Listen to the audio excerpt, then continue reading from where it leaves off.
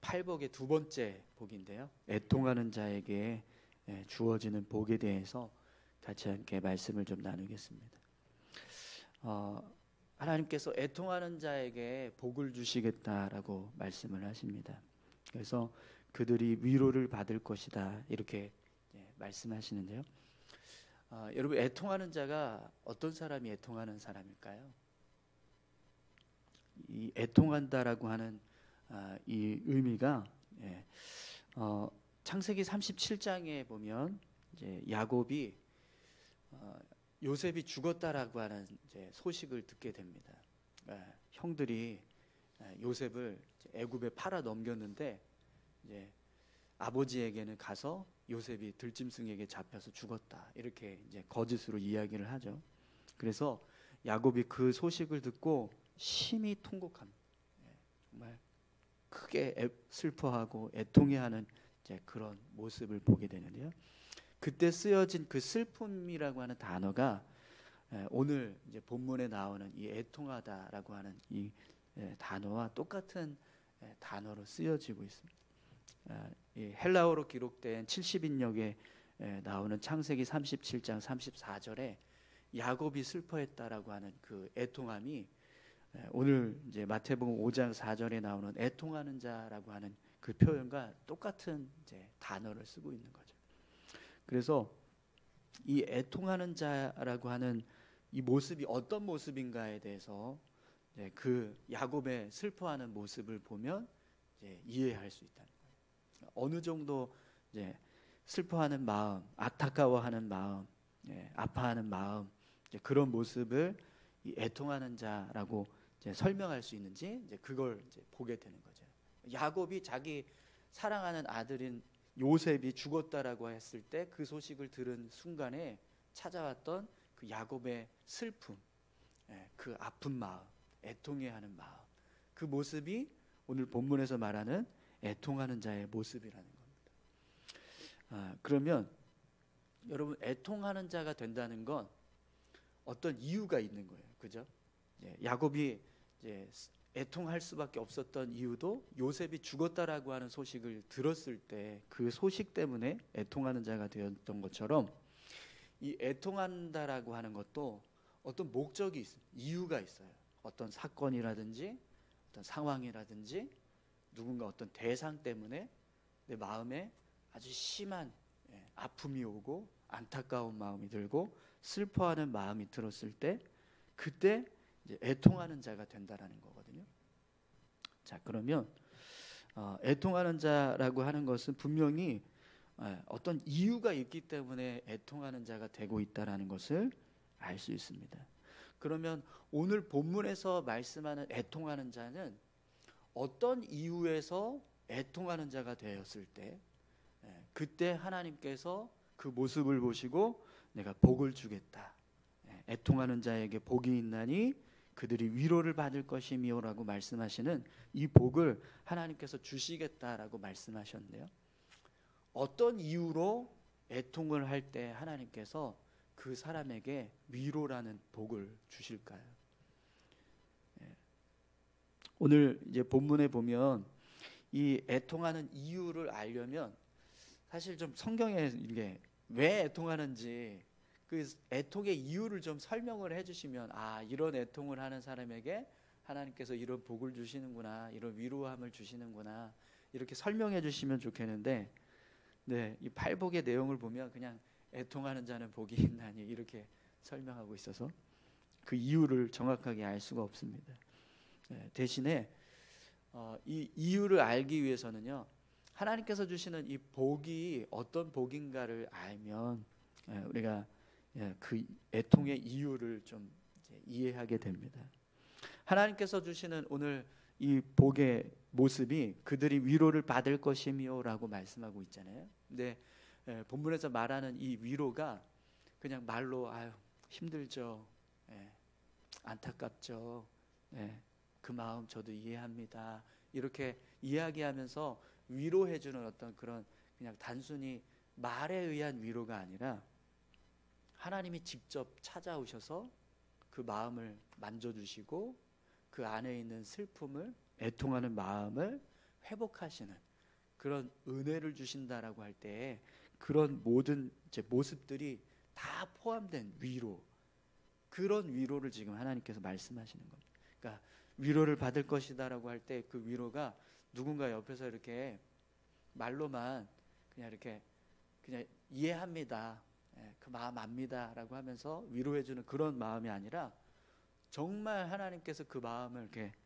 만져주시면서 그 안에 있는 애통하는 슬픈 마음, 고통스러워하고 있는 그 마음을 만져주시고 또 그 애통하는 그 상황들 있죠. 그 상황들을 다시 회복시켜 주시는 거예요. 그래서 더 이상 애통하지 않도록 그렇게 변화시켜 주시는 모습, 그 모습이 포함된 위로라는 겁니다. 이 위로의 모습은 그냥 위로가 아닌 거예요. 그러니까 정말 하나님께서 그 애통하는 마음을 완전히 다 이렇게 제거될 수 있도록 회복시켜 주시는 위로, 그런 위로를 주시겠다라고 말씀하시는 거죠. 자, 그러면 여러분 어떤 마음을 품고 우리가 애통했을 때 하나님이 그렇게 우리에게 찾아오셔서 그 애통하는 마음을 위로해 주시고 또 그 애통하는 것에 대해서 내가 바꿔줄게, 변화시켜 줄게, 회복시켜 줄게, 이렇게 하실까요? 우리가 어떤 애통함을 가질 때 그런 모습이 될까요? 분명 우리의 애통함이 하나님과 관련되어 있어야 할 겁니다. 그죠? 그냥 나를 위한 애통함이 된다면 하나님께서 뭐 그 정도까지 우리를 위로하시지는 않을 것 같아요. 여러분, 내가 이 땅에서 부유하고 싶은데 그렇지 못한 거예요. 그래서 애통하는 마음이 있다고 한번 생각을 해보세요. 내가 부자가 되고 싶은데 내가 아무리 노력을 해도 부자가 안 됩니다. 애통해 죽겠습니다. 이렇게 애통하는 마음을 가질 때 하나님께서 그래, 너 부자가 되고 싶은데 부자 되지 못해서 애통해하고 있구나. 그래, 내가 너를 위로할게, 너를 부자 되게 할게, 이러면서 우리에게 찾아오셔서 우리를 위로해 주실까요? 그런 일은 없을 거예요. 그죠? 또 누군가 내가 너무 미워하는 사람이 있어. 나를 너무 미워하고 나도 그 사람 너무 미워요. 그래서 이 사람 어떻게 하고 싶어요. 막 해치고 싶고 막 이 사람에 대해서 막 이 사람 망했으면 좋겠고 막 그런 마음이 있는데 그래서 애통해하는 거예요. 근데 그걸 못 하고 있어서 너무 안타까워서 애통해하고 있는 거예요. 그때 하나님께서 야, 너 그 사람에 대해서 해치고 싶은데 못 하고 있어서 애통해하고 있구나. 그래, 내가 그 애통함을 위로해 줄게. 내가 그 사람 내가 어떻게 해줄게. 이러면서 하나님이 찾아오셔서 우리를 위로해 주실까요? 아니요, 그렇지 않을 겁니다. 그죠? 그런 일이 없겠죠.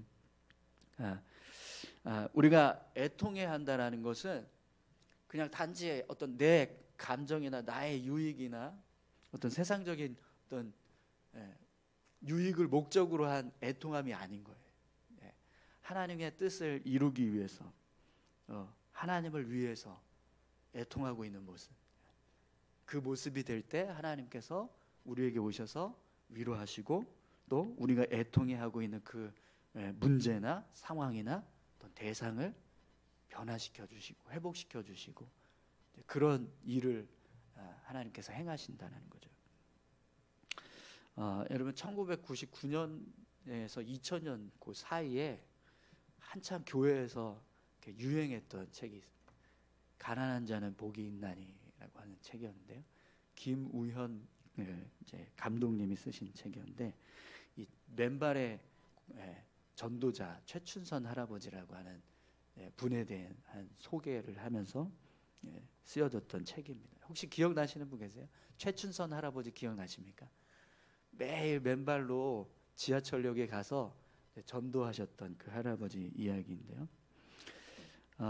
이 김우현 그때 당시에는 그냥 PD였던 분이셨는데 이제 감독 이 작품을 쓰면서 이제 촬영하면서 감독으로 이제 활동하기 시작하셨는데 이분이 그냥 광인들 좀 이게 정신이 이상한 어떤 그런 이제 연약한 사람들을 취재한다고 이렇게 돌아다니다가 수소문 끝에 지하철역에서 맨발로 매일 나와서 사람들한테 이렇게 이상한 이렇게 말을 하는 분이 계신다. 이걸 이제 듣고 취재를 시작하기 한 겁니다.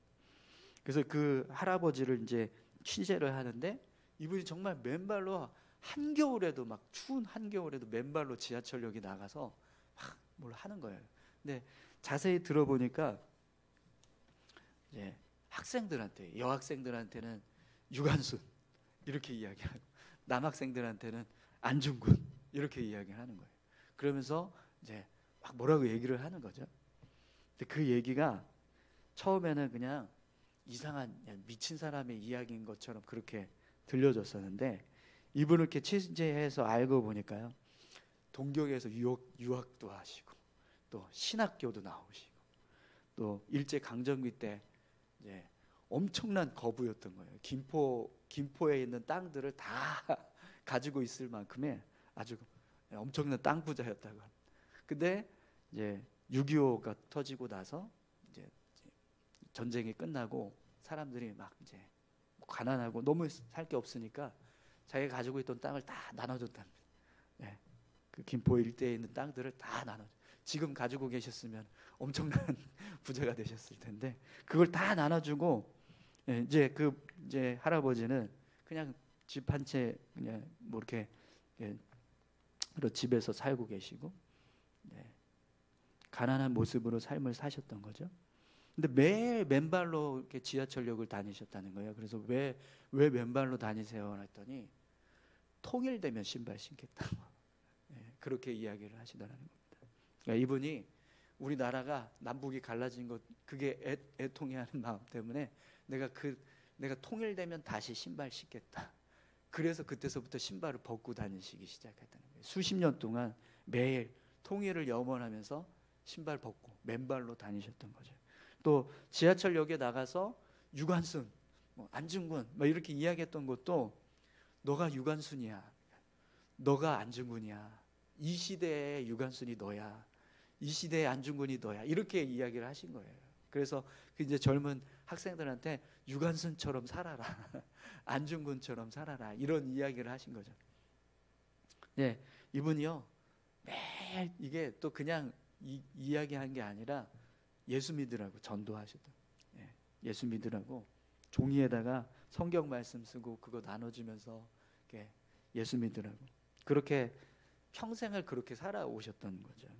그 모습을 처음에 이 김우영 감독이 보고 처음에는 그냥 이상한 미친 할아버지인 것처럼 그렇게 생각을 했었는데 알고 보니까 이 할아버지 마음에 하나님의 마음이 있었던 거지. 이 땅을 향한 하나님께서 애통해하고 계시는 그 마음, 분단된 이 대한민국에 대한 애통함, 또 젊은 세대들, 또 지금 이제 그 2000년대를 살아가고 있었던 사람들이 그냥 정말 하나님의 뜻을 생각하지 않고 죄된 모습 가운데서 삶을 살아가고 있는 그 모습을 애통해하면서 복음을 전하고 또 우리가 어떻게 살아야 하는지 그런 마음을 품고 이렇게 전도하셨던 그 분의 모습을 이제 보게 되었던 겁니다. 그래서 이제 그분이 이제 어떤 분인가를 소개하는 그런 내용들이 한참 이제 교회 안에서 영상으로도 막 이렇게 같이 나눠지고 책으로도 이렇게 나눠지고 했었는데요. 근데 그 마음, 그분의 마음이 애통하는 자의 모습을 보여주고 있는 거라는 거죠. 여러분 오늘 우리가 구원받지 못한 사람들을 바라볼 때 안타까워하는 마음이 생긴다면 그 모습이 애통하는 자의 모습이 되는 겁니다. 또 이 땅에 살고 있는 사람들, 특별히 하나님의 사람들이 거룩하지 못한 모습으로 삶을 살아갈 때 그 모습을 보면서 안타까워하는 마음이 생긴다면 그게 애통하는 자의 모습이라는 거예요. 교회를 바라보는데 교회가 더 이렇게 견고하게 세워지고 또 부흥했으면 좋겠는데 그러지 못할 때 안타까워하고 애통하는 마음이 든다. 그러면 그 모습이 오늘 본문에서 말하는 애통하는 자의 모습이라는 것. 오늘 저와 여러분들의 마음에 그런 마음이 있기를 소망합니다. 하나님께서 이 세상을 바라보고 계실 때 안타까워하는 모습, 그 모습을 내가 품는 거죠. 그래서 그 마음을 가지고 내가 하나님 대신 애통해야 하는 거예요. 그래서 그 애통하는 대상을 향해서, 애통하는 환경을 향해서, 애통하는 문제를 향해서 애통해하면서 기도할 때 하나님 이 상황이, 이 문제가, 이 사람이 바뀌어지길 원합니다. 그러면서 애통해할 때 하나님께서 그래, 너의 그 내가 애통을 내가 보았다. 그래서 너를 위로해 줄게. 그러면서 그 사람의 마음도 만져주시고, 또 그가 애통해하고 있는 그 문제도 하나님께서 회복하시고, 그런 은혜를 주신다는 거예요. 그래서 이 김우영 감독이 가난한 자는 복이 있나니라는 책 다음으로 쓴 게 애통하는 자는 복이 있나니라는 책이었거든요.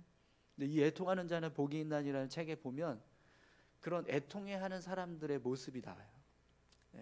이렇게 어느 몽골에 선교 갔다가 지붕에서 집을 짓는데 전선이 이렇게 있었어요. 그 지붕 위에 전선이 하나가 있었는데 그냥 잠깐 쉰다고 그 전선을 딱 잡는 순간 감전이 된 거예요. 그래서 바로 그냥 그 자리에서 그냥 즉사하는 그런 단기 선교를 갔다가 한 청년이 그렇게 해서 죽은 거예요. 근데 그 소식을 들은 아버지가 애통해하면서, 아들이 단기 선교 간 그 사건 때문에, 그 죽은 사건 때문에 애통해하는데, 그 애통하는 마음을 어떻게 해서 풀었냐면 그 단기 선교해서 아들이 집 지어주려고 했던 그 집을 아버지가 가서 대신 고쳐주고, 그 땅에 수원하고 선교하는 일을 같이 함께 동참한 그런 애통함을 이제 풀어가는 거죠. 근데 그 모습을 통해서 어떤 역사가 일어나냐면 그곳에 부흥이 일어나더라는 겁니다. 여러분, 우리 교회를 향해서 우리가 애통하는 마음을 가지면 하나님께서 위로하심, 그 위로의 결과가 뭐냐면 부흥이라는 거예요. 부흥은 어떤 뭔가 사람이 많이 늘어나는 게 부흥이 아니라 변화가 일어나기 시작한다는 겁니다. 사람이 변화되고 환경이 변화되고 교회가 변화되고 그런 변화가 일어나기 시작한, 그게 위로라는 겁니다. 그런 위로가 임하게 된다는 거죠. 사랑하는 성도 여러분, 오늘 저와 여러분들에게도 하나님 때문에 애통하는 마음이 있었으면 좋겠습니다. 하나님의 눈으로 바라보니까 마음이 아프고 슬픔이 밀려오고 또 통회하는 마음이 생기고, 그런 마음이 든다면 그 모습이 바로 애통하는 자가 되는 모습이라고 말씀하시는 거죠.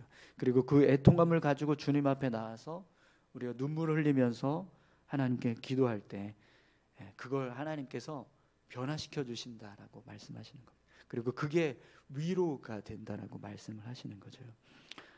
하나님께서 우리를 위로하실 때 그 위로는요, 그냥 단지 너 그 슬픔을 내가 안다 이렇게 위로해 주시는 게 아니라 내가 애통해하고 있는 그 모든 것들을 변화시켜 주시는, 회복시켜 주시는 위로입니다. 오늘 우리가 애통해하고 있는 것이 있다면 그것을 하나님 앞에 가지고 나와서 하나님께 맡기시기 바랍니다. 그때 하나님께서 그 애통한 모습을 변화시켜 주시는 그런 놀라운 은혜를 우리에게 허락해 주실 줄 믿습니다. 오늘 저와 여러분들이 애통하는 자가 받는 복, 그들이 위로를 받을 것이며 라고 하는 이 복을 우리가 함께 받을 수 있었으면 좋겠습니다. 우리 같이 함께 기도하실까요?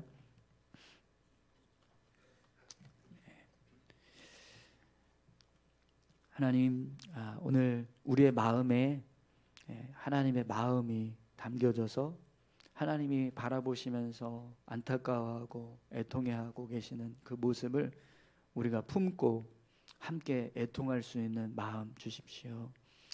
우리 안에 애통하는 자의 모습이 있기를 소망합니다.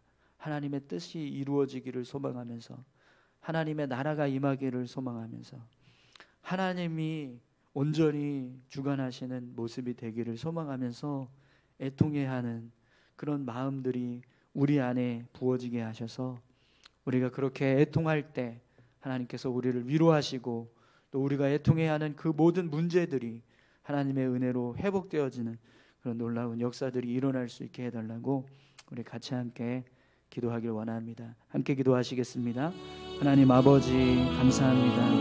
하나님 우리가 애통해야 할 것들이 있으니까 우리가 바라